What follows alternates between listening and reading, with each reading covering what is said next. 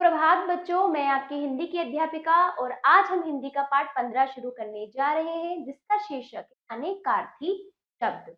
चलिए शुरू करते हैं पाठ 15 अनेकार्थी शब्द। इसे अंग्रेजी में क्या कहेंगे? पॉलिसमर। ठीक है, तो चलिए शुरू करते हैं। अनेकार्थी शब्दों के कारण भाषा की व्यंजन शक्ति बढ़ती है।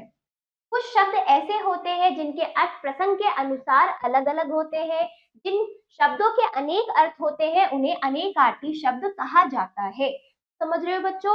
कुछ शब्द ऐसे होते हैं जिनके कई सारे अर्थ होते हैं। इसी प्रकार जो शब्द अनेक अर्थ लेकर आ रहे हैं भाषा के अंदर, हिंदी भाषा में उन्हें क्या कहते हैं? अनेकार्थी शब्द। ठीक है, जैसे देखिए, माता ने बच्चे को अंक में ले लिया, आनंद परीक्षा में अच्छे अंक लाया। तो पहले अंक का अर्थ है गोद, दूसरे अंक का अर्थ है संख्या। शब्द वही, अर्थ नए। शब्द वही, अर्थ अलग है, नए हैं। ठीक है, यहाँ अन्य उदाहरण देखिए बच्चों जो अनेकार्थिक शब्द है। अंकुश का अर्थ है हाथी हाँकने के लिए लोहे की वस्तु। अंकुड़ा नियंत्रण, दबाव। तो ये सारे अर्थ ये शब्द लेकर चल रहा है। ठीक है, अंग का अर्थ शरीर, शरीर का कोई अवयव, अंश, शाखा। तो अंग, इन सब अंग के इतने सारे अर्थ निकलते हैं। अंचल का साड़ी का पल्लू, प्रदेश सिरा। काल, मौत, समय, यमराज। अर्थ मतलब धन, प्रयोजन। तो अर्थ का जो अर्थ है ना, अर्थ का जो मतलब धन भी होता है, मतलब भी होता है, प्रयोजन भी होता है। कनक, धतूरा, सोना, टेसू, गेहूं। धतूरा एक प्रकार का पौधा होता है बच्चों, है ना। टेसू गेहूं, कनक, कनक का गेहूं भी होता है, टेसू सोना। ठीक है, अज जिसका जन्म ना हो, ईश्वर। ब्रह्मा, बकरा। दशरथ के पिता, कामधेनु। तो अज इन सभी शब्दों को सभी शब्दों का अर्थ लेकर चलता है हिंदी भाषा में। खग का देखिए, खग को पक्षी, तारा, बाण। गंदा, मैला, अश्लील, बुरा।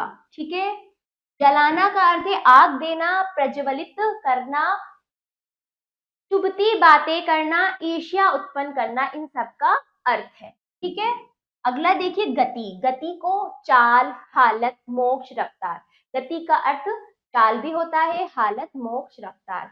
डूबना, अस्त होना, पानी के नीचे जाना, नष्ट होना, समाप्त होना। तंग, संकरा, पहनने में छोटा, परेशान। ठीक है, तरंग का अर्थ स्वर, लहरी, लहर, उमंग। जड़ना, जमाना, लगाना, प्रहार करना। चंचला का अर्थ भी होता है चंचल स्त्री, लक्ष्मी, बिजली। दंड का अर्थ सजा, डंडा, जहाज का मस्तूल, एक प्रकार की कसरत। पैदा का अर्थ है उत्पन्न, अर्जित, प्रकट। बिंदी का अर्थ शून्य का चिन्ह, माथे का टीका, साधारण चिन्ह, अनुस्वार। इन सबको, ये बिंदी जो है इन सबका अर्थ है। अनुस्वार के रूप में भी बिंदी होती है ना। आगे देखिए बच्चों, पट। पट का अर्थ होता है कपाट, वस्त्र, पर्दा। शून्य, निराकार, खाली, निर्जन। शून्य का अर्थ इतने सारे निकल रहे हैं। भूत का अर्थ बीता समय, प्रेत शरीर का, पंचभूत। योग का अर्थ देखिए कितने आ रहे हैं। मेल लगाओ, मन की साधना, ध्यान, फुल जोड़, शुभ काल। पात्र का अर्थ है बर्तन, नाटक का पात्र, कोई वस्तु या उपाधि पाने का अधिकारी। मूल का अर्थ देखिए जड़, कंद, पूंजी, एक नक्षत्र। हल का देखिए खेत जोतने का यंत्र, समाधान, गणित की प्रक्रिया। पत्र, पत्ता, चिट्ठी, पंख धातु का पत्तर, समाचार पत्र। ठीक है, पानी का देखिए जल, चमक, लज्जा, वर्षा, स्वाभिमान, है ना। पानी का अर्थ स्वाभिमान भी है और लज्जा भी है, जल, चमक, वर्षा भी। ठीक, घोड़ा एक प्रसिद्ध चौपाया, बंदूक का खटका। ठीक है, शतरंज का एक मोहरा। ठीक, जग का अर्थ देखिए संसार, एक पात्र। जग, जग को एक पात्र भी कहते हैं और संसार भी कहते हैं। जग का एक पात्र रूप में भी होता है ना, जग। चलिए, संसार, जग और एक पात्र, ये समाप्त हुआ। पुनरावृत्ति कीजिए, क्या देखा हमने इस पाठ में? एक से अधिक अर्थ बताने वाले शब्द को अनेकार्थी शब्द कहते हैं, जो हमने अभी देखे। प्रसंग के अनुसार अर्थों का अलग अलग संदर्भ में प्रयोग किया जाता है ना। तो इनका जो होगा प्रसंग के अनुसार, वाक्यों के अर्थ के अनुसार इनका अलग अलग स्थान पर प्रयोग होता है। ठीक है, आओ करें अभ्यास। निम्नलिखित के उत्तर बताइए मौखिक रूप से। नंबर 1 अनेकार्थी शब्द किसे कहते हैं? नंबर 2 अनेकार्थी शब्द के कारण भाषा की क्या बढ़ती है? क्या बढ़ती है आप बताइएगा। चलिए तो ये बोलकर आपको देने हैं, सोचिए, लिखिए। निम्नलिखित शब्दों के सामने उनके उचित अर्थ लिखिए। तो आपको इनके उचित अर्थ लिखने हैं दो, ठीक है। चलिए बच्चों, ये शब्द दिए गए, इनके हमें दो अर्थ, अन्य अर्थ भी लिखने हैं। भूत का अर्थ अन्य अन्य शब्दों में किस प्रकार है, ठीक है। अन्य अर्थों में भूत का अर्थ क्या क्या होता है? तो एक भूत का अर्थ तो होता है प्रेत। क्या होता है? प्रेत। और दूसरा अर्थ होता है बीता समय, ठीक।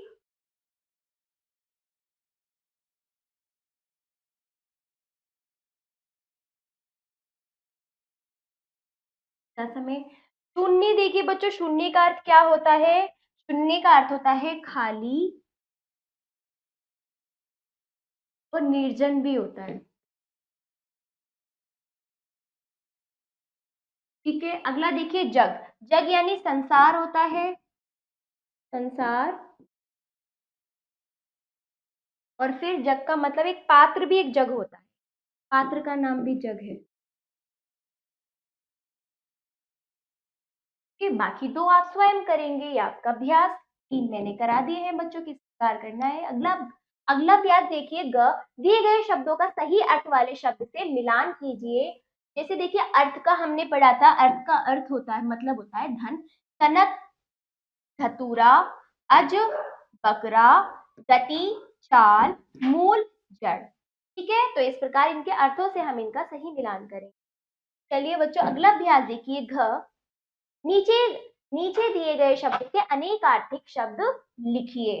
तो पत्र, पत्र का अनेकार्थिक शब्द और क्या हो सकता है बताइए बच्चों। पत्र, पत्ता, चिट्ठी, पत्र, पत्ता,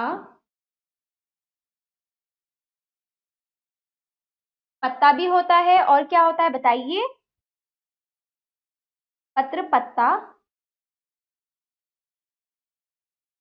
चिट्ठी और पंख, पंख भी होता है। और एक समाचार पत्र को भी कहते हैं।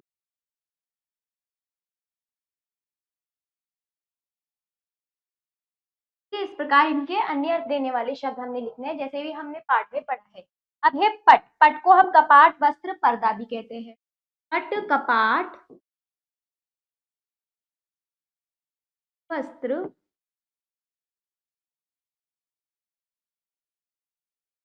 पर्दा, ठीक है। अगला देखिए घोड़ा। घोड़ा को हम क्या क्या कहेंगे बताइए। घोड़ा, एक तो शतरंज का एक मोहरा भी घोड़ा कहलाता है।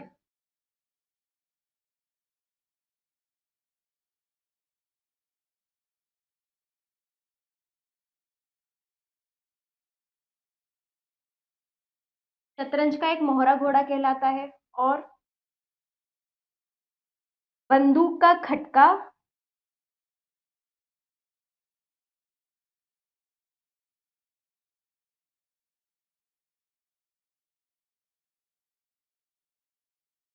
आदि, ठीक है। बाकी दो आप स्वयं करेंगे जिस प्रकार मैंने लिखा है बच्चों, ठीक। बीच में कोमा लगाते हुए आप इसको लिखेंगे, ठीक। चलिए बाकी दो स्वयं आप करेंगे, ये मैंने करा दिए हैं बच्चों। चलिए अगला देखिए, नीचे दिए गए प्रश्नों के गलत विकल्प पर सही का चिन्ह लगाइए। नीचे दिए गए प्रश्नों के गलत विकल्प पर हमें गलत विकल्प पर लगाना है। जैसे योग के अनिखार्थिक शब्द मेल, लगाओ, कुल जोड़, युक्ति। तो योग का अर्थ यहाँ पर मेल भी होता है, लगाओ भी होता है, कुल जोड़ भी होता है, युक्ति गलत है बच्चों, है ना, ठीक। अगला देखिए बच्चों, खग से आप क्या समझते हैं? खग का अर्थ पक्षी भी होता है, खडग, बाण, तारा। तो इसमें से गलत क्या है बताइए। खडग हमारा गलत है बच्चों, है ना। खग का अर्थ तारा भी होता है, बाण भी होता है, पक्षी भी होता है। अगला देखिए, कौन सा अर्थ पात्र शब्द का नहीं है? तो पात्र, पत्र का, नाटक का पात्र, किसी वस्तु को पाने का अधिकारी। तो बर्तन यहाँ पर गलत है, तो हमें गलत विकल्प पर लगाना था सही का चिन्ह। पाठ समाप्त हुआ। आशा करती हूँ पाठ आपको समझ आया होगा। आप इसको अच्छे से समझते हुए, इनके अर्थ को समझते हुए इसका कंठस्थ करेंगे। और अब हम मिलते हैं अगले पाठ पर। धन्यवाद।